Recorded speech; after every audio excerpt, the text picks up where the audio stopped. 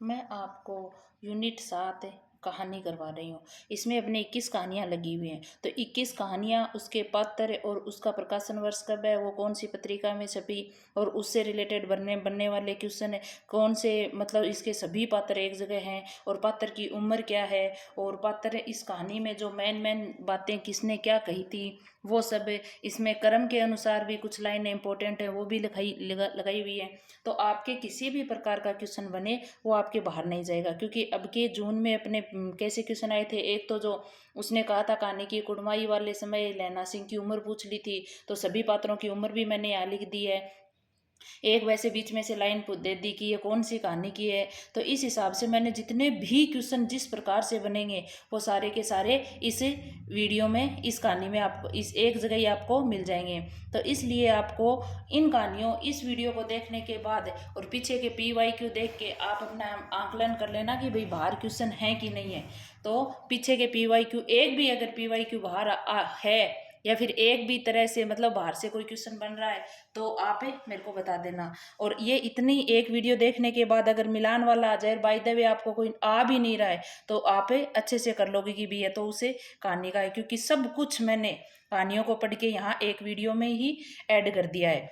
अब देखो यूनिट 7 कहानी, पहली कहानी है एक टोकरी भर मिट्टी।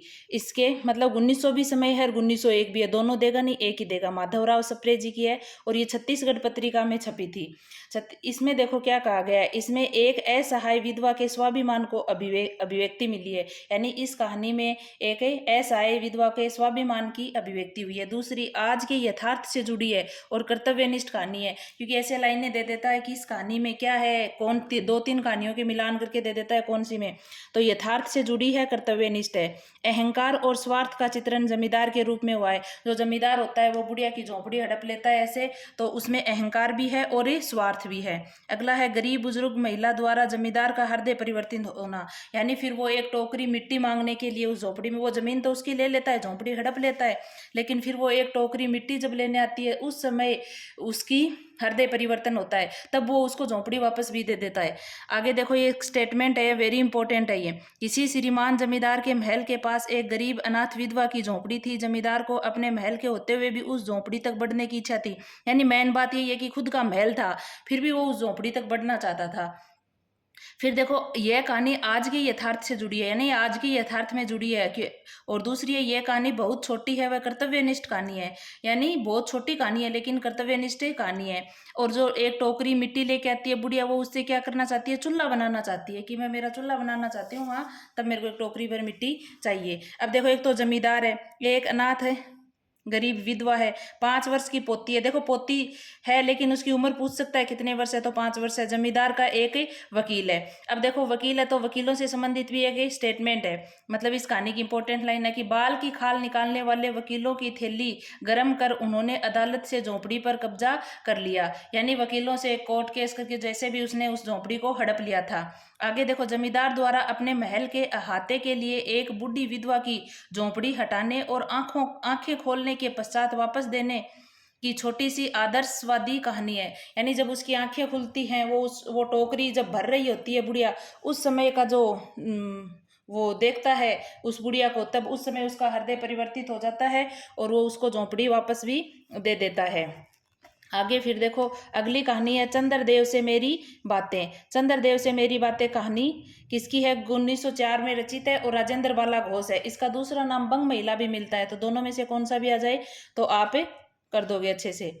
अब देखो ये कौन सी पत्रिका में छपी थी, सरस्वती में, क्योंकि अपने सिलेबस में इनकी 2 कहानियां लगी हुई हैं राजेंद्र बाला जी की, तो दोनों की दोनों कहानियां अपने सरस्वती पत्रिका में ही छपी थी इसकी।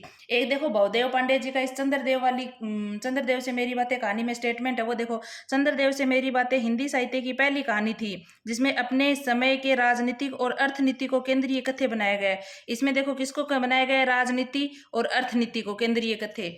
और अगला देखो ये कैसी है, व्यंग्य प्रधान कहानी है, यानी व्यंग्यात्मक कहानी है ये। इसमें क्या किया गया है कि पात्र दो ही हैं, देखो इसमें एक तो लेखिका है, एक चंद्रदेव है। लेखिका चंद्रदेव को एक पत्र लिख रही है, तो पत्रात्मक शैली की पहली कहानी है अपने हिंदी साहित्य की, तो पत्रात्मक शैली में पहली लिखी गई थी। और वो चंद्रदेव के पत्र के माध्यम से लॉर्ड कर्जन की नीतियों पर व्यंग्य कर रही है। तो अब देखो इस कहानी में 3 चीजों पर व्यंग्य किया गया है। कौन कौन सी है वो? 3 बातों पर। एक तो अंग्रेजों की पक्षपाती नीति पर, अंग्रेजों की पक्षपाती नीति थी उस पर। दूसरा प्लेग पर विजय न्याय प्राप्त करने लेने वाली चिकित्सा व्यवस्था पर। तो देखो कौन से प्लेग का है और चिकित्सा व्यवस्था पर इसमें व्यंग्य किया गया है। लॉर्ड कर्जन की नीतियों पर व्यंग्य किया गया है।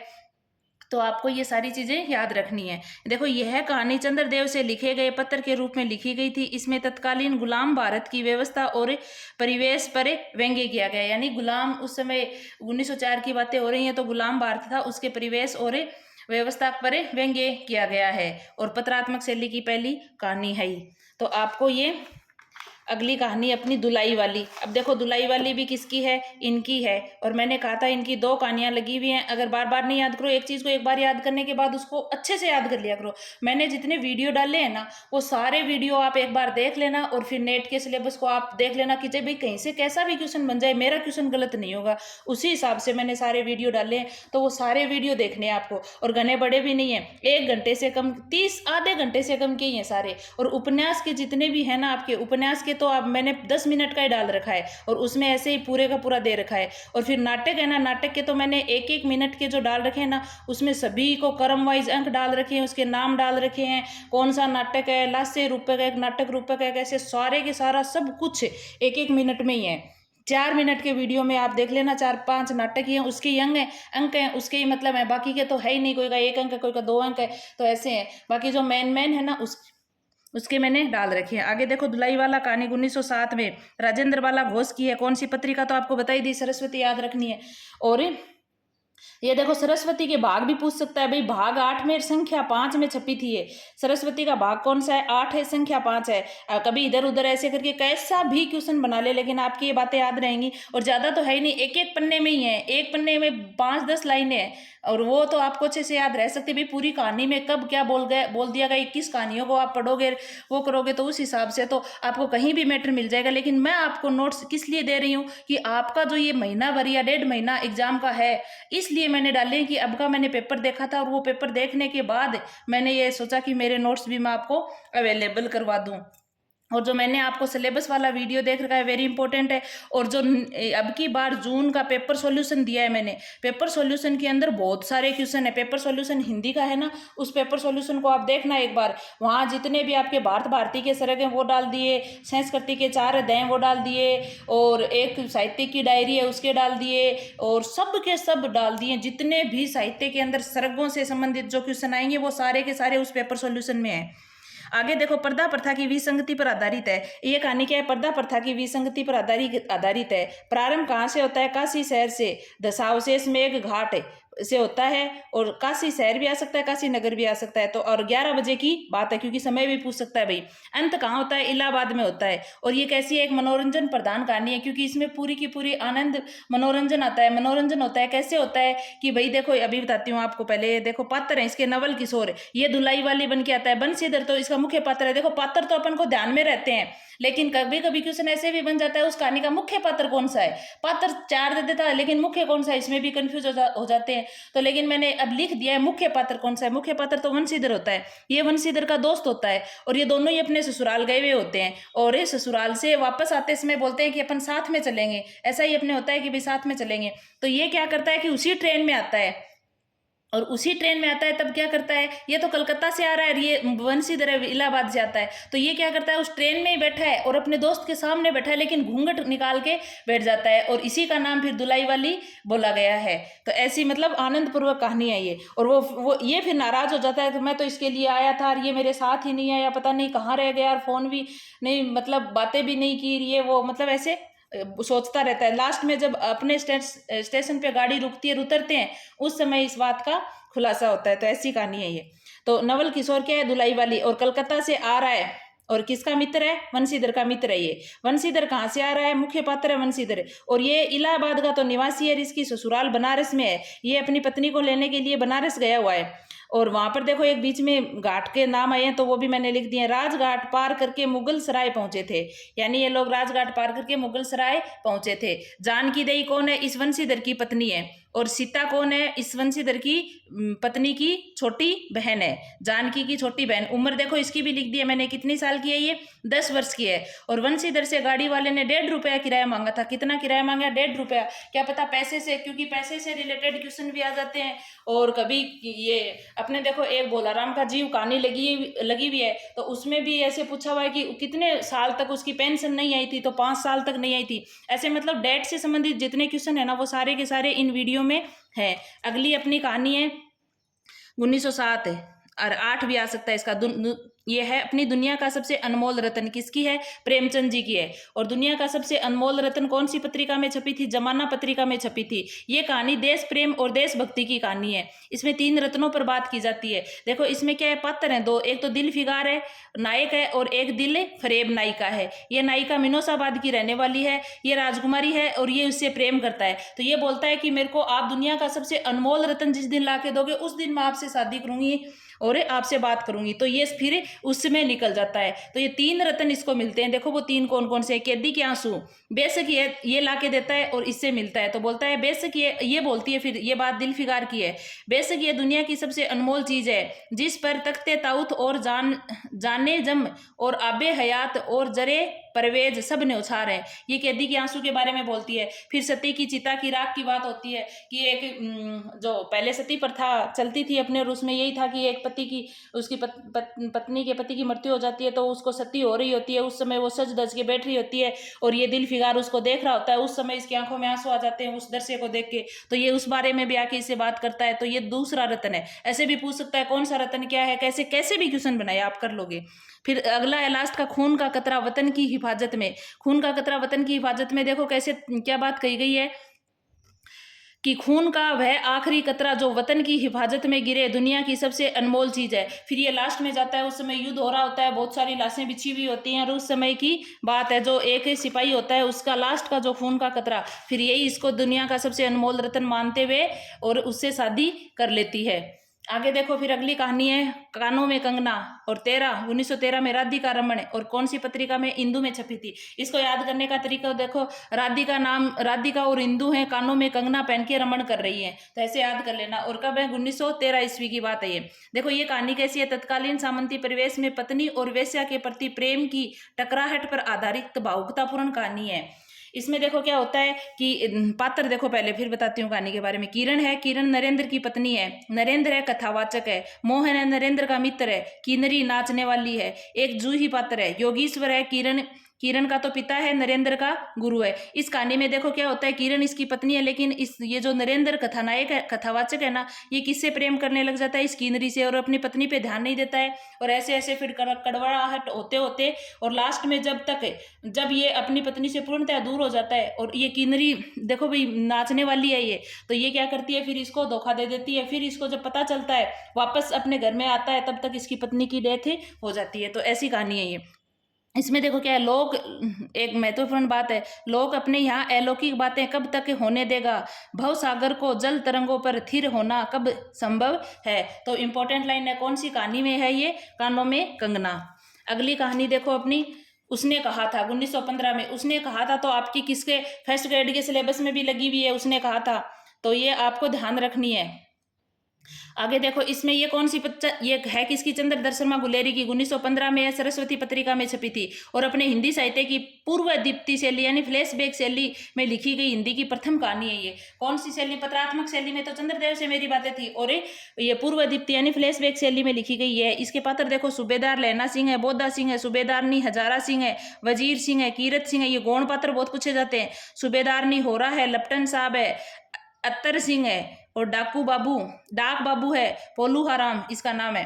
अब देखो इसमें शुक्ल जी ने इस कहानी के बारे में 2 बातें कही हैं जो इंपॉर्टेंट है।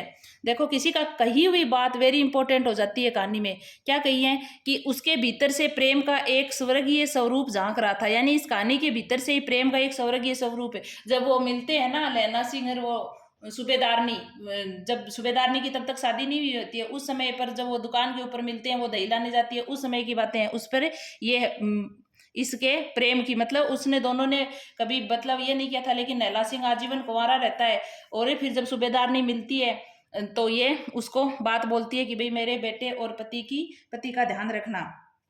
फिर देखो इसकी घटनाएं ही बोल रही है, पात्रों के बोलने की जरूरत नहीं है, इसकी घटनाएं ही बोल रही होती हैं, पात्र बोलने की आवश्यकता नहीं है। आगे देखो पंजाबी शब्द आए इसमें कुछ, उसका क्या अर्थ है, तो कुड़माई का अर्थ होता है मंगनी यानी सगाई भी बोल सकते हैं, और घुमाव का अर्थ होता है जमीन की नाप है, खोते का अर्थ होता है गधा, और तमियो या तिम्मी का अर्थ होता है स्त्रियों या स्त्री। और देखो मंगनी, यह बात पूछी तब लैना सिंह की उम्र 12 वर्ष थी। उस लड़की से पूछा था, ये क्वेश्चन आया था आपकी जून में कि लैना सिंह की उम्र, ये जब कुड़माई तेरी कुड़माई हो गई उस समय जब बोली थी तो लैना सिंह की उम्र कितनी थी, 12 वर्ष थी।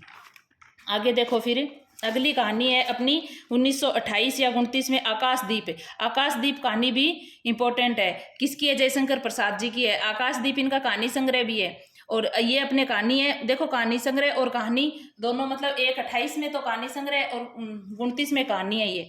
तो पिता, इसमें देखो क्या है, पिता की हत्या का प्रतिशोध वर्ण विषय है इस कहानी का, और परछन प्रेम है, यानी ये जेल के अंदर वहां मिलते हैं उस समय आते हैं, मतलब इस बातें हैं, तो इसमें ये बात है। और फिर जो चंपा होती है उसी के नाम पे ये बुधगुप्त है ना, चंपा दीप नाम रखा जाता है उस द्वीप का।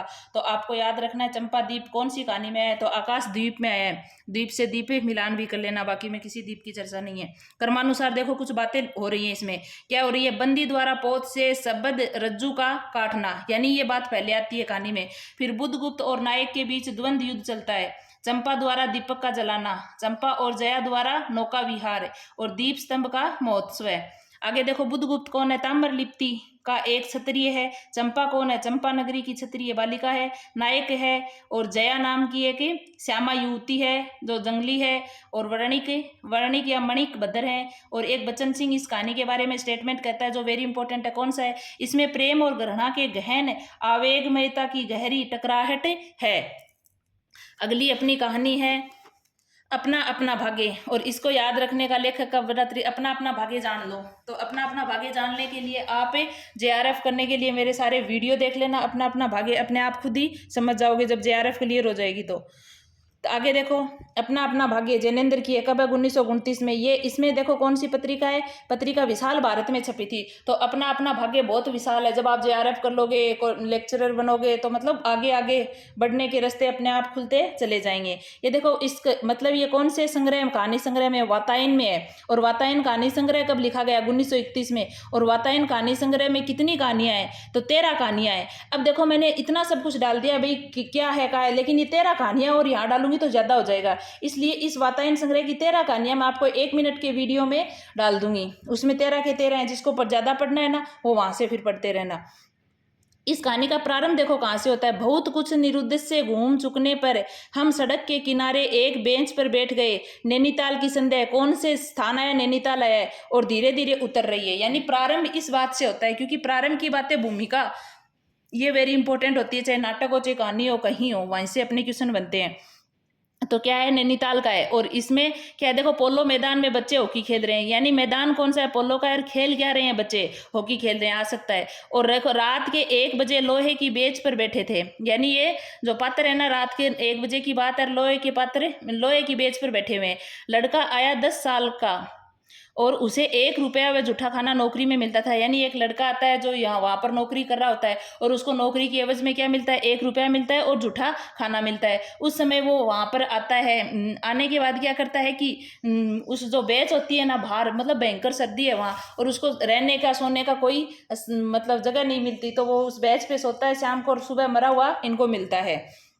आगे देखो वकील दोस्त के कमरे का किराया 4 रुपया, यानी इसका दोस्त है ना लेखक का, इसने कमरा किराया लिया था, उस कमरे का किराया क्या था, 4 रुपया था, और इसको देखो बच्चे को बेचारे को 1 रुपया ही मिल रहा है। आगे देखो ये बातें कर्मानुसार है लगाने आपको, तो ऐसे ऊपर से भी देखो मैंने कर्मानुसार, ये सब कुछ कर्मानुसार है, तो आपको वैसे भी याद रखना है। और जो मैं ये इंपॉर्टेंट लाइन है ये भी मैंने कर्मानुसार ही लिखी है, क्योंकि ऐसे इधर से उधर लिख दें तब याद तो हो जाएंगे आपके, लेकिन वो कर्मानुसार वाला क्वेश्चन गलत हो जाएगा फिर। तो इसलिए मैंने जो जैसे क्वेश्चन बन रहे हैं ना वो सब एकदम सिस्टमेटिक ढंग से लिखे हैं। कर्मानुसार में देखो, पीछे हमारे पोलो मैदान फैला था, सामने अंग्रेजों का एक प्रमोद गृह था जहां सुहावना रसीला बाजा बज रहा था, और पार्श्व में था सुरम्य अनुपम नैनीताल।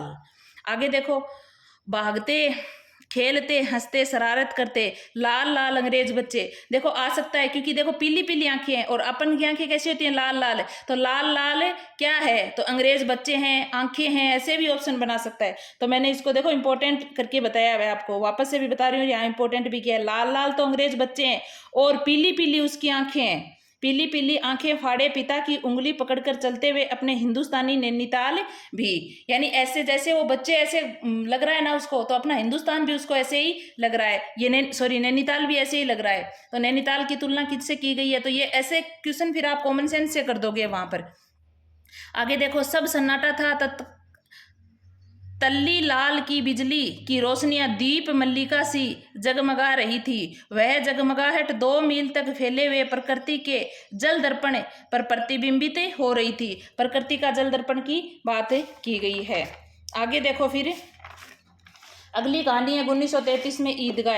ईदगाह प्रेमचंद जी की कहानी है, इंपॉर्टेंट कहानी है भाई। इसमें देखो ईदगाह में भी क्या है, प्रेमचंद जी चांद पत्रिका में छपती है। ये चांद कौन सी पत्रिका है, और ईद पे चांद ही तो दिखाई देता है, ऐसे याद रख लेना बस। ईद किस लिए आती है, जिस दिन चांद दिखता है उस दिन ईद होती है। तो चांद पत्रिका में छपी थी। और चांद पत्रिका वाले में आपको करवाया हुआ है महादेवी वर्मा की। और ये पत्रिका वाला वीडियो वेरी इंपॉर्टेंट है, काव्य शास्त्र वाला वीडियो इंपॉर्टेंट है, पेपर सॉल्यूशन वाला, नेट जेआरएफ की ये मैंने वीडियो डाले हैं ना, ये सारे 5-6 घंटे की वीडियो है सारे के सारे। तो ये देख लेना आप।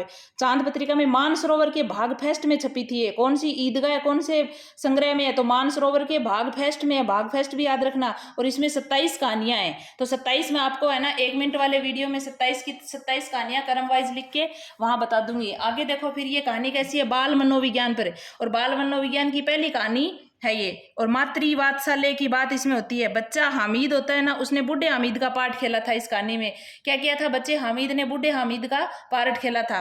अब देखो इसके पात्र वेरी इंपॉर्टेंट है, और इस पात्रों ने मेले से क्या खरीदे वो इंपॉर्टेंट है, और कौन से पात्र के पास कितने पैसे थे वो इंपॉर्टेंट है, और कौन सा पात्र अपने इसे इनके बारे में क्या बोलता है वो भी इंपॉर्टेंट है। देखो एक तो मोहसिन का स्टेटमेंट वेरी इंपॉर्टेंट है, क्योंकि जो बातें कहानी में होती है वर्तमान समय में जब वो ऐसा हो रहा होता है वो चीज़ ज़्यादा इंपॉर्टेंट हो जाती है। तो देखो क्या बोलता है, ये सिपाहियों के बारे में, पुलिस वालों के बारे में बोलता है। बहुत बड़ी लाइन है, मैंने पहली और लास्ट लिख दी है, समझ जाओगे आप। अजी हजरत यही चोरी कराते हैं, यानी पुलिस वालों के बारे में कहता है कि यही तो चोरी कराते हैं, और फिर रात को पहरा देते घूमते रहते हैं, और जागते रहो ऐसे पुकारते रहते हैं। तो सिपाही पुलिस प्रशासन पर इसमें व्यंग्य किया गया है। और मोहसिन का ये स्टेटमेंट है। आगे देखो हमीद 4-5 वर्ष का है। हमीद की उम्र पूछी जा सकती है, कितने वर्ष का बालक है वो, 4-5 वर्ष का। और उसके पास मेले में गया तब कितने पैसे थे, 3 पैसे थे। महमूद क्या है, महमूद मेले से क्या लाया, सिपाही, और उसके पास 12 पैसे थे। मोहसिन क्या लेके आया, भिश्ती, 15 पैसे थे। इन 3 के पास ही थे पैसे। नूरे का वकील है, सम्मी खंजरी लेके आया, लेकिन सम्मी अपनी खंजरी किससे बदलना चाहता था, हमीद से बदलना चाहता था। हमीद के पास चिमटा था ना, बोला तू मेरी खंजरी ले ले, मेरे को तेरा चिमटा दे दे। चौधरी कायम खानी मोहम्मद अमीना हमीद की बुढ़ी दादी है। आबिद क्या है, हमीद का पिता का नाम है। और मृत्यु किससे हुई थी, जैसे इंपॉर्टेंट है इसमें, कौन से रोग का नाम है, हेजे का। और अमीना को जो ईद के ऊपर देखो खाने के लिए दूध नहीं था, सवैया नहीं थी, ये तो पूरी कहानी पढ़ते हैं तब है। तो लेकिन मेन बातें मैंने आपको नोट्स के रूप में अवेलेबल करवाई हैं। अमीना को फईमन के कपड़े सिलने के 8 पैसे मिले थे। किसके कपड़े सिले थे, फईमन के सिले थे, 8 पैसे मिले थे, जिसमें से 3 पैसे तो उसने हमीद को दे दिए, और 5 पैसे से अपने घर में बाकी खर्चे के लिए रख लिए थे। अगली अपनी कहानी है गैंग्रीन, या फिर इसका दूसरा नाम है रोज कहानी। इसमें देखो क्या होता है कि 1934 में लिखी गई अंग्रेजी की कहानी है, और ये इसमें डलहौजी मई 1934 के अंदर इसमें इस पे भी बातें आती है कि डलहौजी के समय कब था ऐसे। तो ये भी मैंने लिख दिया है। इसमें देखो, इसमें आगे की निम्न मध्यम वर्गीय जीवन की विषमताओं को चित्रित करने में सफलता मिली है। यानी जीवन जो मध्यम वर्गीय जीवन होता है उसमें कैसी विषमताएं और ये चित्रित करने में इसको अज्ञे जी को सफलता मिली है। अगली है, अज्ञे ने दाम्पत्य जीवन की सारहीनता और एक रसता को चित्रित किया है। यानी जो अपना दाम्पत्य जीवन होता है उसमें सारहीनता और एक रसता होती है ना, उसको भी चित्रित किया गया है। आगे देखो फिर, गैंग्रीन के रोगियों के अक्सर पैर काटे जाने की सूचना जीवन की त्रासदी को अभिव्यक्त करती हैं। प्रारंभ देखो कहाँ से होता है इस कहानी का। दोपहर नायक आता है ना, उस समय दोपहर का समय, दोपहर में उस सूने आंगन में पैर रखते हुए मुझे ऐसा जान पड़ा मानो उस पर किसी सांप की छाया मंडरा रही हो। आगे देखो इसमें मालती है। मालती क्या है, इसकी दूर के रिश्ते की बहन है। किसकी, मैं यानी कहानीकार के रिश्ते की बहन है, सहपाठी है, साथ में पढ़े हुए हैं ये।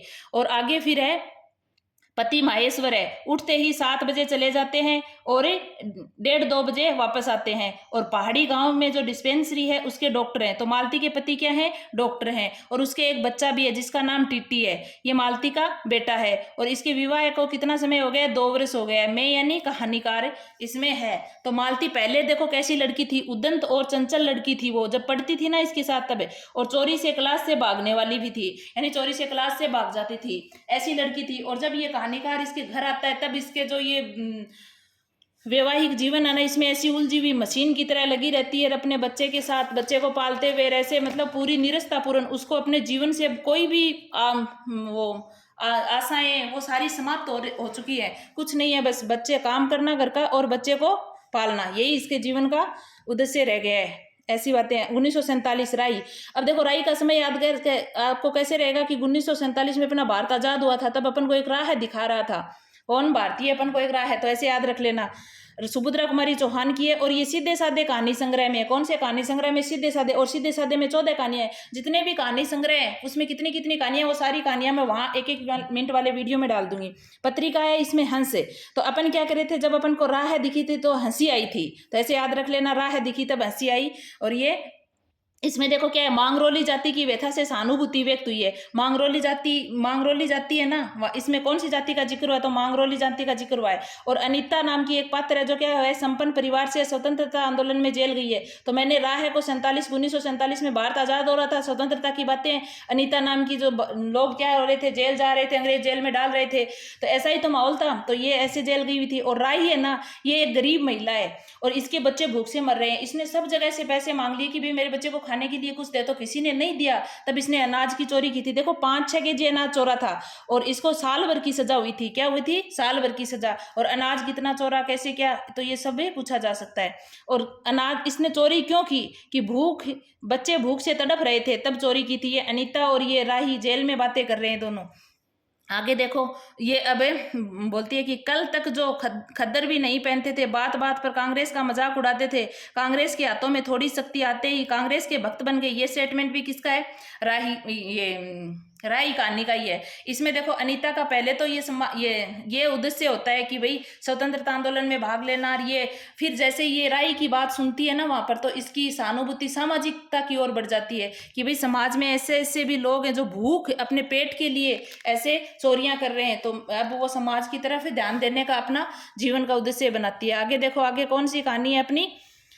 1948 में सिक्का बदल गया। 47 में आजाद होते ही अपना भारत बदल गया था ना, अपन खुद अपने भारत के राजा बन गए थे, यानी अपन जैसा चाहेंगे वैसा अब करेंगे। तो सिक्का बदल गया 48 में। और कृष्णा सोबती जी की कहानी है, प्रतीक पत्रिका में छपी थी। कौन सी पत्रिका में छपी थी? ये प्रतीक पत्रिका में छपी थी।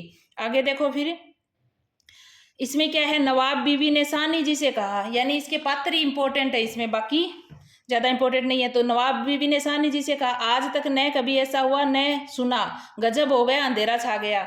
यानी ये बात है नवाब बीबी कहती है साहनी से। साहनी कौन है? देखो शाह जी की पत्नी है, हवेली की मालकिन है, और उसे वहां से निकाल दिया गया है। जैसे आजाद हुआ तब पहले राजा महाराजा होते थे, तो वैसा का वैसा उसमें व्यंग्य था पूर्ण, वो सारी बातें व्यंग्य तो नहीं है वैसे इसके ऊपर, इसमें पूरा का पूरी ही वो बातें बताई गई है। देखो पात्र कौन है? शेरा है, जबलपुर में आग लगनी थी, फिरोजा, साहनी, शाहजी, थानेदार दाऊद खां, पटवारी बेगू, जेलदार मसीत, इस्माइल, शेरा की माँ जेन्नी, फिरोज, रसूली, हसैना, जिगर, ये इसके पात्र हैं। यही इंपॉर्टेंट है इसमें। अगली अपनी कहानी है चीफ की दावत है। चीफ की दावत कहानी कब लिखी गई? 1956 में लिखी गई थी।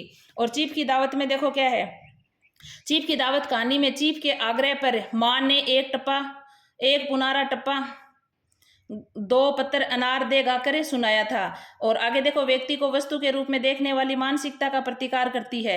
मध्यम वर्गीय शहरी मानसिकता के खोखलेपन को उजागर करती है। निम्न मध्यम वर्गीय परिवारों की संस्कृति का प्रभावी चित्रण करती है। ये इंपॉर्टेंट लाइन है इसकी। इसमें देखो पात्र होता है सामनाथ, इसकी पत्नी है, माँ है, और चीफ कौन है? इसका बॉस है। तो ये अपनी माँ को, जब चीफ को दावत पे बुलाता है ना घर पे खाने के लिए, तो अपनी माँ को क्या बोलता है कि इसको छुपा दो कहीं ये देख ना ले। लेकिन वो पात्र, ये जो चीफ है, ये उसको देख लेता है। और उस समय की मानसिकता को चित्रित किया गया भी, अपने माँ बाप के छुपाने की चीजें होती हैं, लेकिन फिर भी ये मध्यम वर्गीय ये बातें की गई है। जैसी जिसकी सोच होती है उसके ऊपर इस कहानी पर व्यंग्य किए हुए सारे। तो इसमें क्या है, देखो वर्दों की उपेक्षा, वो माँ को बहुत समझता है, लेकिन माँ चीफ किससे, दावत से प्रसन्न नहीं होता, उसकी माँ की गाने सुन के या उसकी बातों से ही प्रसन्न होता है। माँ के हाथ की फुलकारी को देखकर चीफ प्रसन्न हो गया, इनकी इसने फुलकारी बनाने जो बात कही थी उससे प्रसन्न हुआ था। एक इसमें देखो गीत भी है, क्या है, हरियाणी माए हरियाणी भेड़े हरिया ते भागी भरिया है, ये गीत इंपॉर्टेंट है। आगे देखो, अच्छी भली ये भाई के पास जा रही थी, तुमने यूं ही खुद अच्छा बनने के लिए टांग अड़ा दी। यानी सामनाथ है ना, वो बोलता है इसमें किसको, अपनी पत्नी को, कि ये जा रही थी लेकिन तूने ये कर दी, अब इसको रोक लिया, और अब चीफ आएगा तब इसको कहाँ रखेंगे वो देख लेगा, उस हिसाब से ये बातें हैं। आगे देखो, इसमें अगली कहानी अपनी 1957 में तो परिंदे कहानी संग, ये जो आपका है ना कहानी ये है, और 1960 में परिंदे कहानी संग्रह है। तो 60, 57 और 60 दोनों ही समय दिया जा सकता है। आगे देखो किसकी है, निर्मल वर्मा की है। कौन सी पत्रिका में, हंस पत्रिका में छपी थी। तो हंस परिंदा बन के आया, ऐसे याद कर लेना, हंस निर्मल परिंदा है, ऐसे याद कर लेना, पूरी याद हो जाएंगी सारी बातें। इसमें 7 कहानियां हैं। आगे देखो, इसका एक स्टेटमेंट है, वेरी इंपॉर्टेंट है। दिन के उजाले में वह गवाह थी, मुजरिम थी, हर चीज का उससे तकाजा, अब इस अकेलेपन में कोई गिला नहीं, अब सब खिंचातानी खत्म हो गई है, जो अपना है वह बिल्कुल अपना सा हो गया है, जो अपना नहीं है उसका दुख नहीं है, अपनाने की फुर्सतें नहीं है। ऐसी बातें मतलब मालती बोल रही है इस कहानी में। तो ऐसे बोल कौन रहा है ये ज्यादा इंपॉर्टेंट नहीं है, लेकिन ये कौन सी कहानी की है, उसकी है। अब की बार भी अपने आया था ना, उस कहानी में राजा निर्वंशिया कहानी का स्टेटमेंट था, जब वो वहां जा रही है ना, उस समय मतलब अपने पति की जो दवाइयों के पैसे वचन सिंह देता है, तो वो कंगन लेके जाती है कि भाई मैं दवाइयां ऐसे तो नहीं लूंगी, पैसे हमारे पास है नहीं, तो वो कंगन लेके जाती है। उस समय जो वो उस रूम में गई थी, उस समय की बात पूछी थी अब की बार, तो ये भी पूछ सकता है, इंपॉर्टेंट है। कैथरीन मैन्सफील्ड, परिंदे कहानी के प्रारंभ में अंग्रेजी भाषा का एक उदाहरण है। किसका है, कैथरीन मैन्सफील्ड का। ये अंग्रेजी भाषा का उदाहरण किसका है, ये 2-3 नाम दे देगा तो आपको याद रखना है इसका। डॉक्टर मुखर्जी, क्या के थे, रंगून शहर के थे डॉक्टर मुखर्जी। देखो, इंसान जिंदा किस लिए रहता है, क्या उसे कोई बेहतर काम करने को नहीं मिला है, ये बात किसकी है, मुखर्जी की है। प्रारंभ देखो, अंधेरे कॉरिडोर में चलते हुए लतिका ठिठक गई। परिंदे कहानी के प्रारंभ में अंग्रेजी भाषा के एक उदाहरण है, यह किस लेखक का है, कैथरीन मैन्सफील्ड का है, यही बात है वापस, यानी ये परिंदे कहानी के अंग्रेजी भाषा का है। देखो इसके पात्र देखो, लतिका एक वहां मैडम है, विला नागा क्लब जाती है, उसकी फादर एलमंड है, और ये देखो एक स्कूल की बातें हैं, वहाँ हॉस्टल है, छात्राएं हैं, और ये सारे शिक्षक वगैरह हैं इस कहानी में। संगीत शिक्षक है मिस्टर ह्यूबर्ट, ये संगीत सिखाता है, ने लतिका को प्रेम पत्र लिखा था। इसने क्या किया था, लतिका को प्रेम पत्र लिखा था, ये पूछा था अब की बार जून में। करीमुद्दीन किस कहानी का पात्र है, तो कौन सी का है, परिंदे का है, लेकिन है कौन, ये हॉस्टल का नौकर है, वहाँ उस हॉस्टल में रहने वाला। मेजर गिरीश, कुमायूं रेजिडेंट का कैप्टन है ये। मिस वुड, मिस वुड क्या है, convent school old man school की प्रिंसिपल है ये। और ये है ना, लतिका इससे प्रेम करती थी, उसका ये प्रेम प्रसंग की बातें भी चलती हैं इस कहानी में कई लंबे समय तक। देखो मिस वुड, ये तो वहाँ की क्या है, प्रिंसिपल है। और सुधा एक जो छात्राएं है ना हॉस्टल की, उस छात्राओं में सबसे चंचल लड़की है ये, और सारी लड़कियां इसी के हॉस्टल, इसी के कमरे में आके बैठ के बातें करती हैं जब कॉलेज मतलब वो स्कूल ऑफ होता है उस समय। तो सुधा कमरा नंबर 6 है, सुधा का तो पूछ सकता है, क्यों देखो एक का कमरा नंबर क्यों है, क्योंकि सारी लड़कियां वहां आ रही हैं, जो चीज मेन होती है वो इंपॉर्टेंट हो जाती है कहानी में, तो इसलिए मैंने लिखा है। हॉस्टल की छात्राओं के नाम देखो, सुधा है, जुल्ली है, हेमंती है, मेरी है, ये सारी की सारी हॉस्टल की छात्राएं हैं। इसमें देखो 2 पेड़ों का जिक्र हुआ है, एक तो चीड़ के पेड़ का, एक सुबानी के पेड़ का। तो ये पेड़ भी आपको याद रखने हैं, क्योंकि अब भाई क्वेश्चन ऐसे ही आ रहे हैं इन कहानियों के अंदर से, तो कुछ भी नहीं छूटना चाहिए। ऐसे अपने नोट्स हैं, बहुत मेहनत से बनाए हुए हैं। अब आपका कर्तव्य ये है कि आप इनको बार बार इन वीडियो को देख के और नेट JRF अपना क्लियर कर लो, और फिर जैसे ही पेपर दे के आओ तो मेरे को बताना ये उससे है, ये उससे है, ये उससे है, ठीक है ना। 1957-58 में राजा निर्वंशिया कहानी किसकी है, कमलेश्वर की है। जगपति की बीमारी और बेरोजगारी की उपजी आर्थिक मजबूरियों से त्रस्त चंदा की कहानी है। इसमें माँ कहानी सुनाया करती थी राजा निर्वंशिया की, ये माँ सुना रही है निर्वंशिया की कहानी। पात्र देखो जगपति है, जगपति कौन है, भाई दयाराम की शादी में जाता है, और पत्नी चंदा है, बच्चन सिंह है कंपाउंडर, और बदली कहाँ होती है इसकी, मैनपुर के सदर अस्पताल में हो गई थी। यानी ये बात जब उस हॉस्टल में उसके पति की बीमारी के बाद ये जब बदली हुई, तो ये इसके घर के पास है, ये उसके घर खाना वाना खाने के लिए आता रहता है। फिर इनका मतलब इसके इस जगपति को शक हो जाता है, मतलब ये कहानी पूरी मैं बताऊंगी अभी आगे। पात्र देखो सुदर्शन दर्जी है, हंसराज पंजाबी है, मुंशी जी है। और इसमें देखो कोड करज का रोग है, एक बार लगने से तन तो गलता ही है, मन भी रोगी हो जाता है। वेरी इंपॉर्टेंट लाइन है इस कहानी की। इसमें देखो क्या होता है कि ये जगपति अपने भाई की शादी में जाता है, वहां इसके मतलब पैर वगैरह में लग जाती है तो ये हॉस्पिटल में भर्ती होता है। भाई रिश्तेदार तो कुछ समय के लिए होते हैं, ये पत्नी होती है, ये वहाँ जाके इसकी सेवा कर रही होती है। इसके पास ज़्यादा पैसे तो है नहीं, कमाने वाला ये जगपति था। तो फिर क्या करता है कि ये जो अपने गहने होते हैं ये बेचने की सोचती है, इसको नहीं बताती है। लेकिन जो ये है ना कंपाउंडर, ये इसकी दवाइयों के ऋण के पैसे देता है। फिर ये इसके कमरे में जाती है, जो अब की बार अपने स्टेटमेंट में पूछा हुआ था। और फिर क्या होता है कि ये जब ये ठीक हो जाता है तो ये घर पे आते हैं, इसकी बदली वहाँ हो जाती है। तो भाई हॉस्पिटल में इतनी हेल्प की थी तो इसलिए वो बोलता है कि जो कर्ज मैंने, जो आपने वहाँ किया था ना, मैंने आपकी की थी भलाई, तो अब वो खाना खाने के लिए ऐसे मेल मिलाप के लिए आ जाता है। तो फिर क्या करता है कि इसको गलतफहमी हो जाती है और ये अपनी पत्नी से दूर हो जाता है। और फिर ऐसे ये कहानी है पूरी। आगे देखो, 1957 कोशिका गठवार शेखर जोशी की है। और पत्रिका कौन सी है? कल्पना पत्रिका है। अब इसमें देखो मुख्य पात्र है, मुख्य पात्र याद रखने हैं, गौण पात्र भी पूछे जाते हैं। अब तो मुख्य पात्र कौन सा है? लक्ष्मा है, नायिका है ये, और गुसाई की प्रेमिका है। ये गुसाई है, ये नायक है। और इसमें क्या है? उमेद सिंह है, हवलदार धर्मपाल है, बूढ़े नरसिंह प्रधान है, सिपाही किशन सिंह है, राम सिंह है। इतने पात्र हैं। अब देखो ये एक इसके मतलब ये लक्ष्मा होती है, इसकी शादी कहीं अन्य कर दी जाती है। और ये गुसाई रिटायरमेंट होके अपने वहाँ जो अनाज पीसने की वो चक्की होती है ना, वो आके खोल लेता है। तो इसका लक्ष्मा का क्या होता है? पति मर जाता है। तो ये अपने बच्चे को लेकर अपने मायके वापस आ जाती है। और उस समय देखो इसके बच्चे की उम्र कितनी है? 6-7 वर्ष का बच्चा है ये। और धान पिसाने चक्की पर आती है और ये आती है। तो क्या है, इसको गोसाई देखता है कि भाई लक्ष्मा को पहचान जाता है वो बोलते ही। फिर क्या है? चरेऊ यानी सुहाग चिन्ह, तो उसके शरीर पे कोई सुहाग चिन्ह नहीं था, यानी वो विधवा हो चुकी थी। और इसमें देखो फिर वो ऐसे मतलब अपने बेटे के बारे में एक स्टेटमेंट भी बोलती है कि क्या ये रो रहा है बच्चा खाने के लिए, तब बोलती है कि ऐसे ही खाने पीने वाले की तकदीर लेकर पैदा हुआ तो मेरे भाग क्यों पड़ता। अपने बच्चे के बारे में लक्ष्मा बोल रही है स्टेटमेंट। अगर बोल रही है पूछ लेना किसका है, इंपॉर्टेंट तो है ही। गुसाई का गढ़ कोसी नदी के किनारे था। कहाँ था? कोसी नदी के किनारे था। इसमें देखो जेठ मास का वैशाख मास का वर्णन हुआ है। दाड़िम का वृक्ष का भी जिक्र इस कहानी में हुआ है। अगला देखो अपनी कहानी है लाल पान की बेगम। लाल पान की बेगम कहानी फणीश्वरनाथ रेणु जी की है। और इनकी दो कहानियां लगी हुई है, अपने लाल पान की बेगम, तीसरी कसम उर्फ मारे गए गुलफाम। और ये ठुमरी कहानी संग्रह में, ठुमरी कहानी संग्रह 1959 में लिखा था, उसमें 9 कहानियां हैं। और ये लाल पान की बेगम एक आंचलिक तत्व की कहानी, आंचलिक यानी ग्रामीण शैली पर लिखी गई कहानी है। और ठुमरी की 3 इंपॉर्टेंट कहानियां तो मैंने यहाँ लिख दी है। पंचलाइट है, तीसरी कसम है, रस प्रिय है, ये तीसरी कसम अपने लगी हुई है। और लाल पान की बेगम लगी हुई है। तो 4 तो ऐसी याद हो गई, 5 बची हैं। और ये 9 की 9 में एक साथ डाल दूंगी। कहानी संग्रह एक साथ 1-1 मिनट के वीडियो में मैं वहां पर आपको अवेलेबल करवा दूंगी। इसके देखो पात्र वेरी इंपॉर्टेंट है। चप्पिया है, 10 वर्ष का है, मखनी बुआ है, सुंदरी राधे की बेटी है, बिरजू की माँ यानी लाल पान की बेगम यही है, इसकी बेटी है ये चंपिया।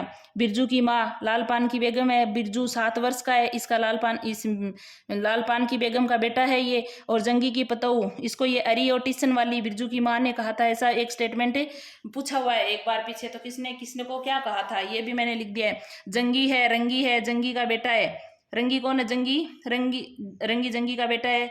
सिद्धू की बहू है, सौवाइन है, लरेना की बीवी है। ये एक मेले में जाने का वर्णन होता है इसके। ये इसका लाल पान की बेगम का पति होता है, बोलता है मैं गाड़ी लेके मेले में लेके जाऊंगा, तब वो लेट तक नहीं आता है। फिर वो मखनी बुआरी आपस में, मतलब औरतें होती हैं, वे एक दूसरे पे ताने कसते रहती है कि तू तो बोल रही थी मैं मेले में जाऊंगी, गई नहीं, ऐसे मतलब चलता है। फिर वो रात को गाड़ी लेके आता है, फिर सारे तैयार होके मेले में जाते हैं। फिर ये सबको बुला लेती है सारी औरतें, वापस से खुश होके इस बैलगाड़ी में बैठ के मतलब वहाँ मेला देखने जाती हैं। आगे देखो कौन सी कहानी है अपनी 1958 के अंदर लिखी गई है। तीसरी कसम उर्फ मारे गए गुलफाम, ये भी फणीश्वरनाथ ने रेणु जी के संग्रह वगैरह बता दिए मैंने। इसके गीत वेरी इंपॉर्टेंट है भाई, गीत से क्वेश्चन पूछा जाएगा। अब की बार भी गीत में मिलान करने वाला ही क्वेश्चन था। तो कानपुर चंपानगर मेले की बात है, यानी कानपुर में चंपानगर का जो मेला है ना, इसकी बातें क्या कर रहे हैं। और इसमें जो एक जो नायक नायिका है ना, वो गाड़ी लेके जाता है और उसमें बैठे थे, इसमें ये गीत गाते हैं। जय मैया सरस्वती अरजी करत बामी, हमरा पर होऊ सहाई है, मैया हमरा पर होऊ सहाई है। ये दूसरा गीत है। नोननवा चटाई खाए नाही मारली सोरी अरे ए सजन रे झूठी मती बोलो, झूठ खुदा के पास जाना है, नहीं हाथी नहीं घोड़ा नहीं गाड़ी, वहाँ पैदल ही जाना है सजन रे।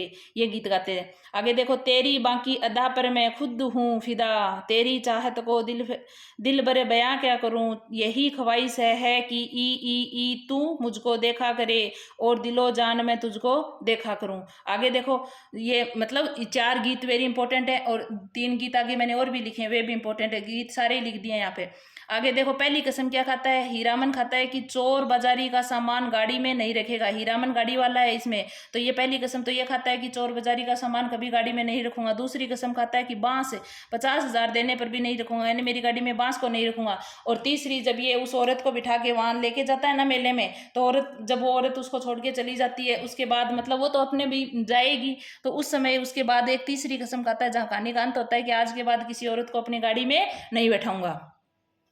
आगे देखो फिर, क्योंकि वो उसको गाड़ी में बिठा के ले जाता है तो उसको प्रेम हो जाता है। आगे देखो, फरबीस गज। फरबीस गज हीरामन का घर द्वार है। हीरामन का घर द्वार का कहाँ है, फरबीसगंज में है।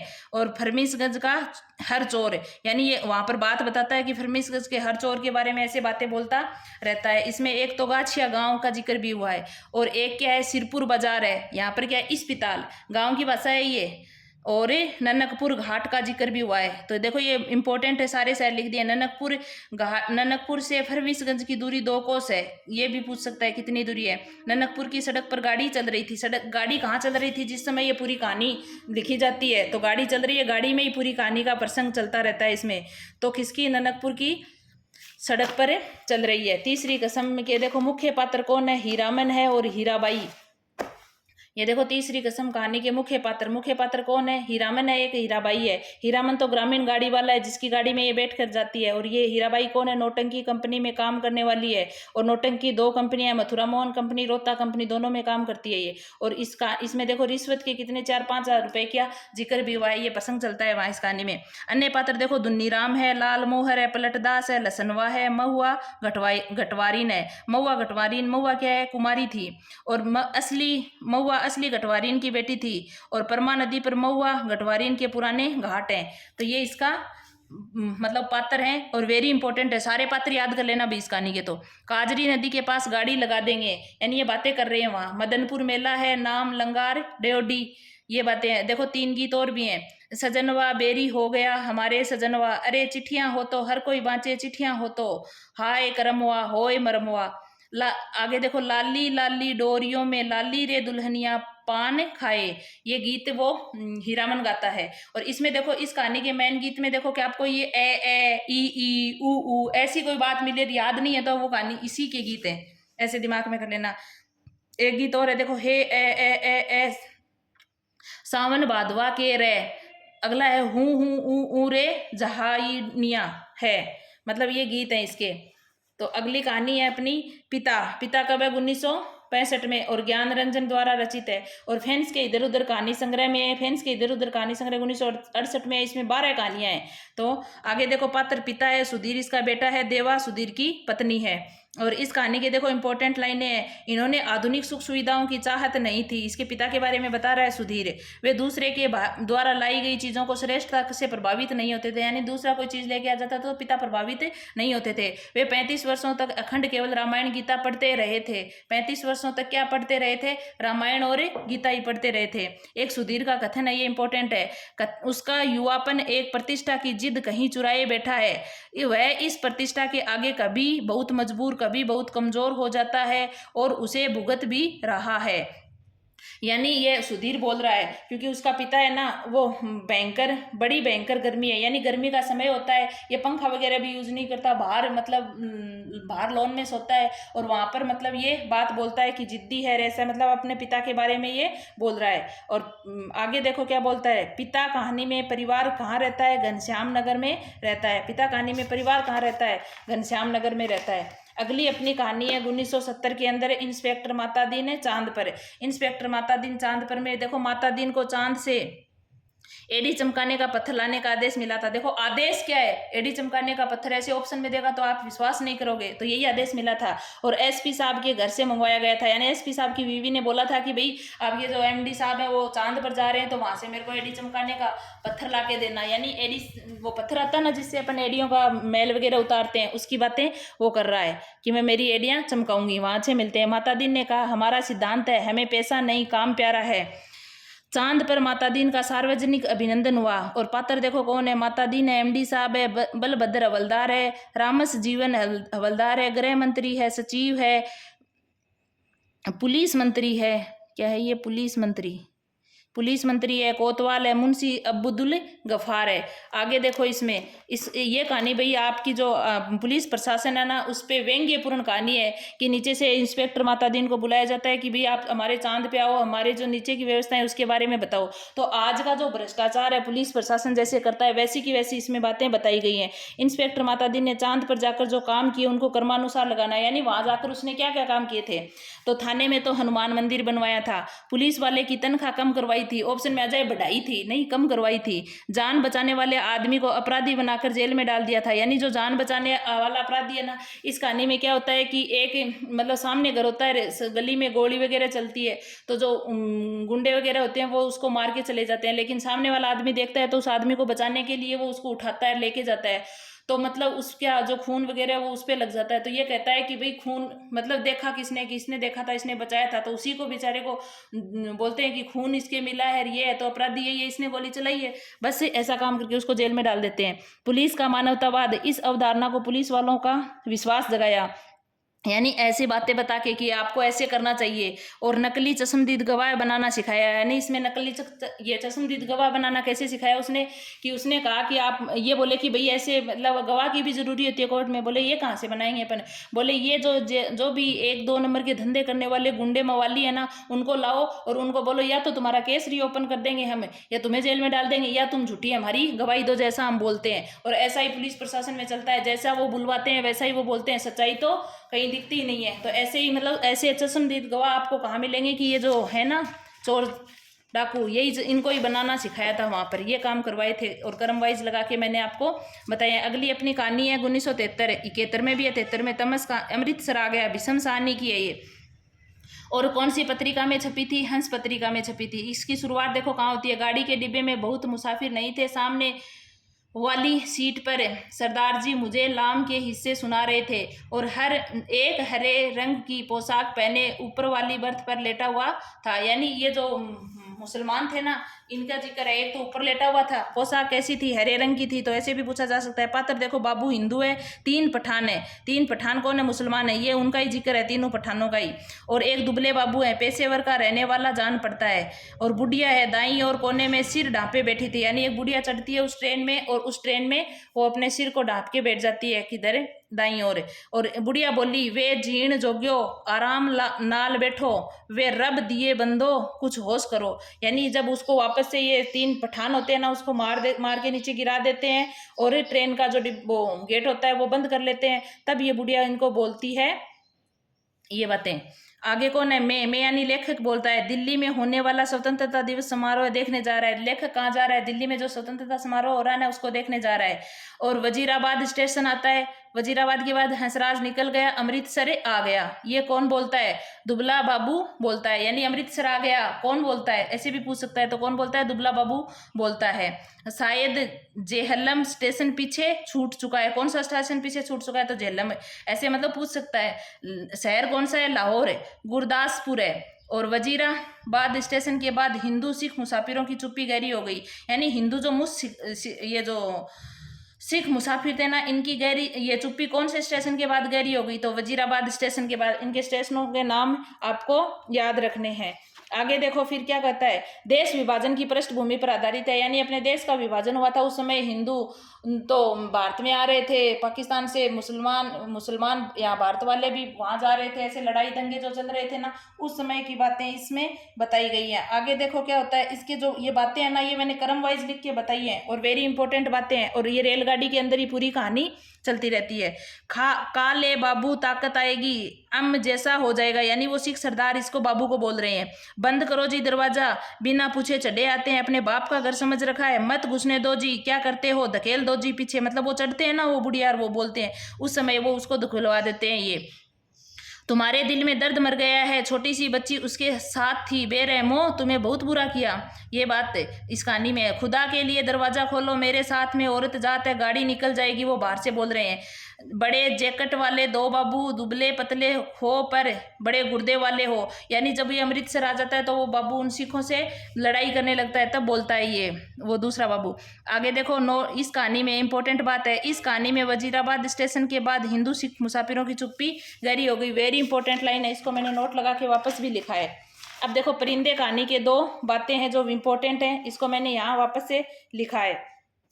डॉक्टर मुखर्जी का एक कथन मतलब बात है, स्टेटमेंट है, वह आधे बर्मी थे जिसके चिन्ह उसकी थोड़ी ठोडी दबी हुई नाक और छोटी छोटी चंचल आंखों में स्पष्ट थे। आगे देखो, हर चीज को न जानना यदि गलत है तो जानबूझकर न भूल पाना, जोक की तरह उससे चिपटे रहना, ये भी गलत है। ये कौन सी कहानी में है? ये भी आपके परिंदे कहानी में है। अगली कहानी देखो। अब देखो आपकी जो आपके इसमें नेट जेआरएफ सेट के सिलेबस में लगी हुई सारी कहानियां मैंने बता दी। अब इम्पोर्टेंट कहानियों से भी क्वेश्चन आते हैं, 1-2 क्वेश्चन आते हैं, तो वो देखो ये सब के लिए इंपॉर्टेंट है भाई। हिंदी साहित्य के अंदर कहानी टॉपिक सब में है, तो ये आपकी यूनिट नंबर 2 है ना, वहाँ भी इंपॉर्टेंट क्वेश्चन है ये। देखो प्रसाद जी की सारी कहानियां मैंने क्रम वाइज लिख दी है। क्रम वाइज का क्वेश्चन आता है। प्रथम कहानी 1911 में ग्राम नाम से हिंदू पत्रिका में छपी थी। फिर छाया 1912 में, गुद्दड़साई 1926 में, प्रतिध्वनि भी 1926 में, आकाशदीप अपने लगी हुई है और 19 कहानियां हैं इसमें। आकाशदीप है, स्वर्ग के खंडहर, ममता, ये इंपॉर्टेंट कहानियां हैं, तो मैंने यहाँ भी लिख दी ताकि आपको याद रह जाए किसकी है। और पुरस्कार कहानी भी प्रसाद जी की है। और आगे फिर आंधी 31 में, इंद्रजाल 1936 में। क्रम वाइज का क्वेश्चन वेरी इंपॉर्टेंट हो जाता है, इसलिए मैंने सारी कहानियां है ना वो एक जगह ही लिख दी हैं। आगे देखो, गुलेरी जी की सुखमय जीवन 1911 में, ये भारत मित्र में छपी थी। और बुद्धू का कांटा 1914 में सरस्वती में छपी थी। फांसी 1929 में। एक कैदी नीलम देश की राजकन्या 1933 में। पाजेब 1942 में। और एक कैदी अपने लिख दी। और देखो इनका कछुआ धर्म क्या है, निबंध है इनका, पूछा जाता है कछुआ धर्म, एक दे देगा इसमें ऑप्शन। और इस कछुआ धर्म में देखो एक बात बोली हुई है वेरी इंपॉर्टेंट है, किस बात का टोटा होने पर उसे पूरा करने की इच्छा होती है, दुख होने पर उसे मिटाना चाहते हैं, यही स्वभाव है। और ये रियल में यही स्वभाव होता है कि अपने जब किसी बात का दुख हो जाता है तो अपन उसको मिटाना चाहते हैं। वेरी इंपॉर्टेंट है भाई ये कहानियां, 5-5, 7-7 कहानियां ही हैं, याद कर लेना। और इनकी डेट भी लिखी हुई है, क्रम वाइज भी लिख दी गई है। आगे राधिका रमन है। राधिका रमन की एक तो अपने कानों में कंगना लगी हुई है, दूसरी बिजली। तीसरी अपने है सुभद्रा कुमारी चौहान, बिखरे मोती 32 में, उन्मादिनी 34 में। सुभद्रा कुमारी चौहान की वेरी इंपॉर्टेंट कहानियां। अज्ञे जी की वेरी वेरी वेरी इंपॉर्टेंट कहानियां हैं। देखो विपत का 1937 में, परंपरा 1940 में, और कोठरी की बात 1945 में, अमर वल्लरी 45 में, शरणार्थी 1948 में, जयदौल 1951 में, अमर वल्लरी 1955 में, ये तेरे प्रतिरूप 1961 में, ज्ञान रंजन के फैंस के इधर उधर 1968 में, पिता कहानी इसी में, यात्रा 71 में, क्षण जीवी 77 में, सपना नहीं है 1977 में। वेरी इंपॉर्टेंट कहानियां हैं। भीष्म साहनी जी की, भीष्म साहनी जी की पहला पाठ भटकती राख, शोभा यात्रा, पाली डायन, राजेंद्र यादव की खेल खिलौने, टूटना, जहां लक्ष्मी कैद है, सोजे वतन कहानी संग्रह में कहानियां लिखी है मैंने। देखो यह मेरा वतन है, शेख मकबूर है, दुनिया का सबसे अनमोल रतन अपने लगी हुई है, और सांसारिक प्रेम और देश प्रेम, ये जो वेरी इंपॉर्टेंट है ना, वहां से तो आप पता नहीं उस वीडियो को देखोगे कि नहीं देखोगे, लेकिन यहाँ देख लोगे तो सोजे वतन में कौन सी है, मेरा वतन है, शेख मशहूर है, दुनिया का सबसे अनमोल रतन, सांसारिक प्रेम और देश प्रेम। वेरी वेरी वेरी इंपॉर्टेंट है भाई, बार बार बोल रही हूँ मैं इन बातों को, तो आप अच्छे से याद करना इसको। दूधनाथ सिंह की 2 कहानियां हैं, धर्म क्षेत्र, कुरुक्षेत्र और निष्कासन है। ऐसे भी आ सकता है ये क्या है, कहानी है, निबंध है, उपन्यास है, ये मैंने आपको पेपर वाला वीडियो डाला है ना उसमें डाला हुआ है। अब देखो एक कमलेश्वर का कहानी के संबंधी स्टेटमेंट है, ये आपके साहित्य में भी जा सकता है कि उस आधुनिक कहानियों में, लेकिन मैंने कहानी की सारा सब कुछ इसी वीडियो में है। नई कहानी आगरों की कहानी नहीं है, प्रवृत्तियों की हो सकती है, और उसका मूल स्रोत जीवन यथार्थ बोध और इस यथार्थ को लेकर चलने वाला वह विराट मध्य और निम्न मध्यम वर्ग है जो अपनी जीवन शक्ति से आज के दुर्दांत संकट को जाने अनजाने में झेल रहा है। और दूसरा इसका स्टेटमेंट है इनका, यानी नई इन कहानियों का केंद्रीय पात्र है जीवन को वहन करने वाला व्यक्ति, यानी जीवन को वहन करने वाला व्यक्ति केंद्रीय पात्र बनाया जाता है कहानी में। अब देखो इन कहानियों को ऐसे क्वेश्चन भी आ सकता है, क्रमानुसार लगाइए कौन सी, मतलब अलग अलग लेखकों की कहानियों को भी क्रमानुसार, तो मैंने डेट वाइज क्रमानुसार इसलिए लिखे हैं कि ऐसे क्वेश्चन भी फिर आपके सही हो जाते हैं। नीलम देश की राजकन्या है, पिंजरा है, जयदौल और अग्निखोर, जयदौल किसकी है 1951 में, अगे की। पीछे से देखो मैंने पर्सन भी किस हिसाब से बन रहे हैं वो भी मैंने साथ साथ में लिख के आपको बताए हैं। आगे देखो अपने एक 10वीं यूनिट में लगी हुई है बोलाराम का जीव कहानी, इसमें भ्रष्टाचार व अनावरण का चित्रण है, सरकारी कार्यालयों में व्याप्त रिश्वतखोरी की अभिव्यक्ति की गई है, और इसमें मतलब इसको 5 साल तक पेंशन नहीं मिलती है बोलाराम को, और फिर वो पूरा प्रसंग चलता है। वो अब जब 10वीं यूनिट करवाऊंगी उस समय करवाऊंगी। प्रेमचंद देखो, प्रेमचंद के कहानियों का क्रम है, पंच परमेश्वर 1916 में, बुड्ढी काकी 1920 में, सवा शेर गेहूं 1924 में, प्रेरणा। और ये मतलब इंपॉर्टेंट कहानियां ही मैं आपको यहाँ लिख रही हूँ जो आपके पेपर में जरूर मिलेंगी इनमें से। प्रेमचंद की अगली कहानी है प्रायश्चित कहानी है, और इस प्रायश्चित कहानी के पात्र इंपॉर्टेंट है भाई, सुबोध चंद्र और मदारी लाल है, इनके याद रखने हैं, वेरी वेरी इंपॉर्टेंट कहानियों के पात्र है ना, वही मैंने लिखे हैं यहाँ। पूस की रात 1930 में है, ठाकुर का कुआं 1932 में है, और इनकी एक कफन कहानी जो लास्ट थी इनकी वो 1936 में लिखी गई थी। अगला देखो अपने है मोहन राकेश की कहानियां, इंसान के खंडर 1950 में है, और नए बादल 57 में है, जानवर और जानवर 58 में है, एक और जिंदगी 61 में है, फौलाद का आकाश 1966 में है, और मवाली कहानी भी मोहन राकेश की ही है। निर्मल वर्मा की कहानी देखो अंधेरे में, पिछली गर्मियों में, दूसरी दुनिया, लंदन की एक रात, कव्वे और काला पानी 1963 में है। और निर्मल वर्मा की कहानियों में मिलता क्या है वो देखो, हताश और आत्मप्रक नायक की कहानियां हैं इनकी सभी, अकेलेपन और अलगाव की कहानियां हैं इनकी, तो ये भी बात वेरी इंपॉर्टेंट है। अब देखो ऐसे भी क्वेश्चन बनते हैं, जैसे क्वेश्चन बन रहे हैं ना वो भी मैंने इसमें बताया कैसे बनते हैं कि क्रमानुसार लिखिए। तो राजा निर्बसिया और कमलेश्वर की कहानी है, एक और जिंदगी मोहन राकेश की है, यही सच है। मनु भंडारी की है वांगचू 1978 में, विषम साहनी की है, क्योंकि इनका समय तो अपने पीछे बता ही दिया, जो पीछे जिनका समय आ चुका है ना वो बार बार लिखने की आवश्यकता नहीं है, वहां से बस याद करके या वो आप आगे। फिर एक क्वेश्चन ऐसे भी बनता है जैसे अपने अब की बार उपन्यास में बना था ना, पात्र लिख दिए क्रम वाइज लगाओ, तो ऐसे पात्र दे देगा इनको क्रम वाइज लगाओ, तो पात्र का तो आप तब याद रहेगा जब पता रहेगा कौन सी कहानी है, किस समय लिखी गई है और किस कहानी का कौन सा पात्र है तब।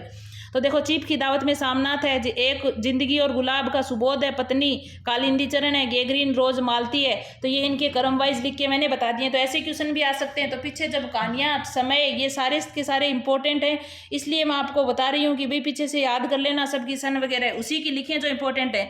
अब देखो कहानी, कहानीकार, पात्र और इस कहानी का वर्ण विषय क्या है, वेरी वेरी इंपॉर्टेंट के सबके लिख दिए मैंने। पीर पक्ष कहानी है, इसमें पर्दा पात्र है। माया दर्पण निर्मल वर्मा की कहानी है, तरन पात्र है, और नारी स्वातंत्र से संबंधित है। देखो सबका सब कुछ याद नहीं रहता, इंपॉर्टेंट का याद होना चाहिए। पर आहुति विश्वम्बर पात्र है, मिस पाल का रणजीत पात्र है, और वापसी कहानी 1960 में उषा प्रियमवद की है, और गजाधर बाबू इसके पात्र हैं, और ये पारिवारिक उपेक्षा और अप्रासंगिकता की कहानी है। तो ये मैंने उन्हीं के लिखे हैं, सबके लिख सकती थी लेकिन नहीं, जो वेरी इंपॉर्टेंट है वो लिखे हैं मैंने। परमात्मा का कुत्ता मोहन राकेश की कहानी है, इसमें नगरीय जीवन की त्रास दी है। गूंगे कहानी रागे राघव की है, और जिंदगी और जॉब कहानी अमरकांत की है, और तिरछ कहानी और बोरीसाइला 2006 में मछुआ मांझी की कहानी है, वेरी इंपॉर्टेंट कहानी है भैया। अगली अपनी कहानी है भगवती चरण वर्मा की, भगवती चरण वर्मा की एक कहानी है, वे दो बांके 1936 में, वेरी इंपॉर्टेंट कहानी है, वही लिखी है। वृंदावन लाल वर्मा की शरणागत 1955 में, कृष्णा सोबती यारों के यार 1967 में, मुक्ति बोध की सतह से उठता आदमी 1971 में। अब आपसे पूछ ले कि इनको क्रम वाइज लगाइए, तो मतलब मैंने क्रम वाइज ही लिखा है सब कुछ, तो आपको इनको क्रम वाइज भी याद, ऐसे समय याद हो जाएगा तो ऑटोमेटिक हो जाएगा। शुक्ल जी की 11 वर्ष का समय 1903 में, उदय प्रकाश की दो कहानियां, पाल गोमरा का स्कूटर 1997 में, पीली छतरी वाली लड़की 2001 में, अमरकांत की डिप्टी कलेक्ट्री 1956 में, यशपाल की 3 कहानियां वेरी इंपॉर्टेंट है, मकरील 1934 में, पर्दा 1944 में, और तरक का तूफान है। भगवान दीन की प्लेग की चुड़ैल 1902 में, वेरी वेरी इंपॉर्टेंट कहानियां हैं भाई, वेरी इंपॉर्टेंट वीडियो है, इससे बाहर एक भी पर्सन नहीं आएगा, तो देख लेना आप। आगे देखो कहानी और कहानीकार कुंभ की छोटी बहू 1906 में, और बंग महिला का है, जो 2 कहानियां इनकी अपने लगी हुई भी हैं। पुष्पलता सुदर्शन की है, चित्रशाला भाग 1 1924 में, विश्वम्बरनाथ शर्मा का है। चिंगारियां 1925 में, पांडे बेचन शर्मा उगर का है। कॉमरेड का कोट 1993 में, सृजन का है। 1902 में गुलबहार किशोरी लाल वाजपेयी की, और एक इनकी कहानी इंदुमती जो पहली कहानी है ना 1900 में, ये 1903 में पंडित और पंडितानी गिरजादत्त वाजपेयी की। ठेठ कहानी फणीश्वरनाथ रेणु की है 1932 में। बिखरे मोती सुभद्रा कुमारी चौहान की है 1935 में। सप्तमी के बच्चे राहुल सांकरताइन की है 1944 में। पिंजरा उपेंद्र नाथ एस की है, और 1981 में जोड़ बाकी शशि प्रभा शास्त्री की है। 1983 में एक स्त्री का विदा गीत मृणाल पांडे जी की है। अगली है फिर 1942 में क्या नाम है इसका, दिवाली और होली, इला चंद्र जोशी की। 2000 में बोलने वाली औरत ममता कालिया की। गुलकी बन्नो धर्मवीर भारती की। एक औरत की जिंदगी रामदर्श मिश्र की। शव यात्रा श्रीकांत वर्मा की। जामुन की गुंठली कृष्णदेव बलदेव वेद की। करमनासा की हार शिव प्रसाद सिंह की। एक प्लेग की एक प्लेट सैलाब 1968 में, और त्रिशंकु 1978 में मनु भंडारी की। और इनके अपने यही सच है आत्मकथा भी अपने लगी हुई है, यही सच है मनु भंडारी जी की मतलब अपने लगी हुई है सिलेबस में। एक प्लेट सैलाब 1968 में, और त्रिशंकु वेरी इंपॉर्टेंट है, त्रिशंकु नाम से अज्ञे जी का निबंध है, उपन्यास है, ये बहुत सारा है। तो कहानी किसकी है? त्रिशंकु मनु भंडारी जी की। जगदम्बा बाबू गांव आ रहे हैं, चित्रा मुदगल की है। एक जैनेन्द्र का कहानियों के संबंध में स्टेटमेंट है जो वेरी वेरी वेरी इंपॉर्टेंट है, इसको आपको याद करना है। जैनेन्द्र का है कहानी क्या होती है? जैनेन्द्र ने कहा है कि कहानी इतिवृत्त ही तो है, यानी इसमें स्थिति से स्तेंतर अर्थात जीवन गति होनी चाहिए, काल का कुछ स्पंदन, कुछ तनाव अनुभव हो, वही तो कहानी का रस है। तो मैंने आपको जितनी कहानियां हैं वो 1 घंटे के अंदर सारी की सारी कहानियां करवा दी हैं। तो आपको उपन्यास के जो मैंने वीडियो डाल रखे हैं ना, वो उपन्यास के वीडियो मात्र 20 मिनट के हैं, और 20 मिनट में सारे के सारे अपने उपन्यास करवा दिए मैंने। और जो आपका एक तो ये सिलेबस वाला वीडियो सिलेबस डाला हुआ है ना, वो सिलेबस नहीं है। एक तो वो सिलेबस के साथ साथ में वहाँ 100 क्वेश्चन है। एक आपके हिंदी का जो एक पेपर डाला हुआ है 15 मिनट का, हिंदी का पेपर व्याख्या सहित जो अब की जून में आया था, तो वहां पर आपके जितने भी सरगे खंडे भाग जितने भी हैं और जितनी भी यूनिटों के हैं, वो सारे के सारे मैंने वहां लिख के दे दिए हैं। तो इसलिए आप ये जो 5-7 वीडियो 5-6 घंटे के ही हैं ये सारे वीडियो, तो ये देख लेना। और कहानियों का क्वेश्चन इनसे बाहर नहीं आएगा। आगे आपको क्या नहीं आ रहा, आगे मैं नाटक के बारे में तो छोटे छोटे वीडियो में डाल चुकी हूँ, और नाटक के पात्र और डालूंगी। बाकी आपकी क्या समस्या है वो मेरे को बता देना, उसी के ऊपर मैं आपको मेरे नोट से अवेलेबल करवा दूंगी।